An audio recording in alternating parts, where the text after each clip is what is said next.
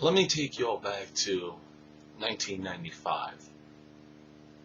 1995 was an interesting year because there's a story I have to tell. I was only maybe 5 years old, and my parents and I went to a mom and pop video store where you rented videos and rented games and etc. At that time, I had a Sega Genesis, so I would go to this mom and pop shop to rent games.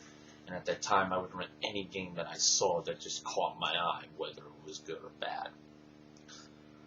And one day I came and saw this one game. It was called WWF Royal Rumble.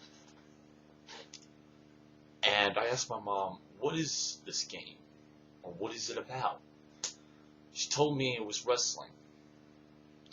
So I rented the game, I brought it home, I played it, and I wanted to see my first ever event.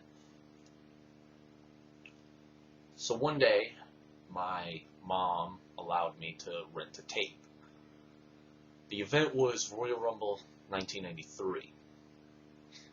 People are pretty familiar with this event. The card, the opening match was the Steiner brothers versus the Beverleys. You also had Bam Bam Bigelow versus Big Boss Man. You had a world title match with Bret Hart versus Razor Ramon. And you had the Royal Rumble itself, won by Yokozuna. And then there was another match for the Intercontinental title, which was involving the challenger Marty Jannetty.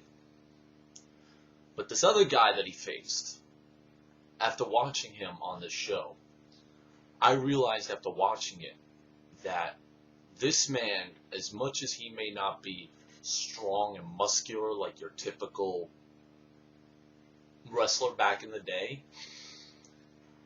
he showed without a shadow of a doubt how much talent this guy had just by going into that ring and showing off what he can do. You might be asking yourself, who am I referring to?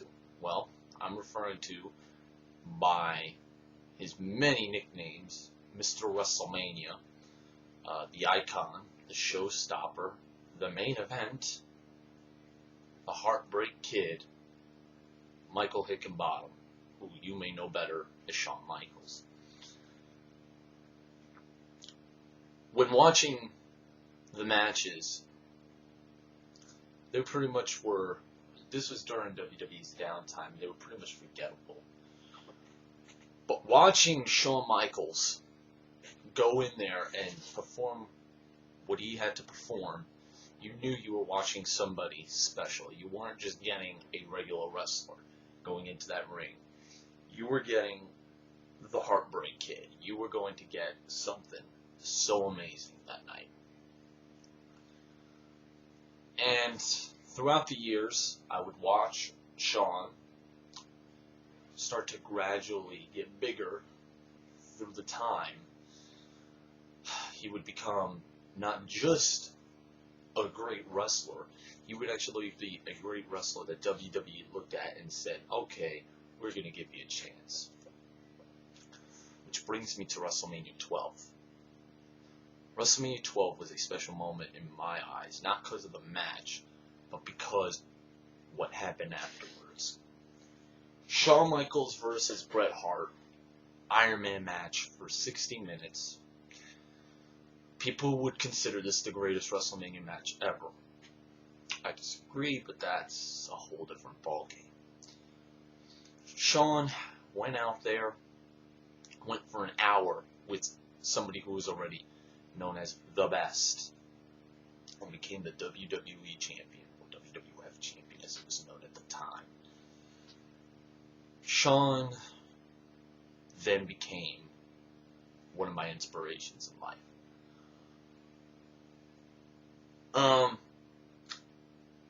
Then of course he had to give up a title at one point because he had lost his smile, which that was kind of like a hazy moment, as well as the Montreal screw job. But the one thing that I didn't like was that in early 1998 he would have his last match of the 90s, which was against Stone Cold Steve Austin at WrestleMania 14. And the reason why I didn't like this was because I wasn't going to see the amazing wrestler that I started watching back in 1995. I wasn't going to be able to see the great wrestling matches that this man had presented to me. I wasn't going to see the showstopper try to steal the show again. And then something else happened. From 1998 to 2002, Shawn Michaels would periodically make appearances for WWE, do a couple of things for WWE. But then there was 2002. He gets into a program with Triple H, which leads up to a big return match between himself and Triple H at SummerSlam 2002. A no-holds-barred street fight. When I heard that Shawn Michaels was coming back to wrestle, this was an amazing moment, and I had to order that pay-per-view because I knew without a shadow of a doubt Shawn Michaels was going to steal the show. Watched SummerSlam 2002, and he did steal the show. He went out there and had probably one of the best matches with Triple H that they had ever had. Going out there just telling everybody the story of his comeback into wrestling and becoming the icon once again. Now, at that time, I thought that was just a one-time deal, that he was just going to wrestle one time and that was it, no more Shawn. Then in Survivor Series 2002, he competes in the first ever Elimination Chamber match against Kane, RVD, Booker T, Chris Jericho, and Triple H, where he wins the world title. This was also probably one of the best moments in my wrestling life watching, because to see Shawn Michaels, who had this bad back, who was going through this rehab and trying to fix himself to be a better person, and to win the title like that, it just, to me, that was a moment to see Shawn Michaels win the title again, especially since he had just gone through one of the worst back injuries I'd seen, because it kept him out for 4 years. And then throughout the years after his comeback, he has had some of the greatest matches you'll probably ever see in WWE. For example, his match with WrestleMania 19 against Chris Jericho. People would call that one of Chris Jericho's best matches. Again, that's all due to the fact that he was in the ring with somebody that is pretty much a ring general. He knows what to do and what time to do it. WrestleMania 20, his match with Triple H and Chris Benoit. WrestleMania 21, his match with Kurt Angle, which I would consider one of my top 5 favorite matches from Shawn Michaels. His match with John Cena, his match with freaking Ric Flair, and then of course this year his match with The Undertaker. Now, I know I'm making this video despite the fact that his retirement in wrestling is never a guarantee. It never is, because people usually come back. And I'm not going to put my hopes up that Shawn Michaels is going to go out the way he did. He's going to probably come back. Here's what I will say, though. Just in the off chance this is his last match. Shawn was probably one of the greatest WWE superstars to ever step foot in the ring. Shawn Michaels is probably my second favorite wrestler ever. If it weren't for him, Bret Hart, or The Undertaker, I wouldn't be watching wrestling right now. Shawn Michaels was somebody that revolutionized something along with Bret Hart, and that is you don't have to be this huge muscled up freak in order to be the world champion. He also showed that you can have an awesome match, lose that match, and still be considered an icon. Shawn is probably one of the best sellers in the business. Shawn was probably one of the best storytellers in this business. And Shawn Michaels is probably one of the greatest superstars to ever step foot in a ring. It pains me to see him go, if this is indeed his last match. But at least he went out with a bang. Because people can easily say this match with The Undertaker 26 was probably better than the first one, which I agree 1,000%. And probably one of the best WrestleMania matches. Shawn, I'm going to miss you. I'm going to miss the fact that the Heartbreak Kid is not going to be on screen, going out there and showing exactly how much talent that he truly has. Because out of everybody in the WWE, no one can match up to the talent that Shawn Michaels was able to present.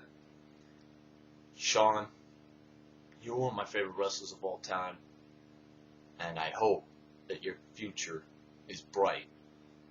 Hopefully you could spend time with your family and you can look back onto your career and realize how much you touched the fans in the past. So to Shawn Michaels, I want to say thank you for all the great memories. I want to thank you for getting me into this sport, pseudo-sport, whatever you want to call it. And I want to thank you for giving me, along with The Undertaker, one of the best matches, probably the best match I've ever seen live, especially at WrestleMania.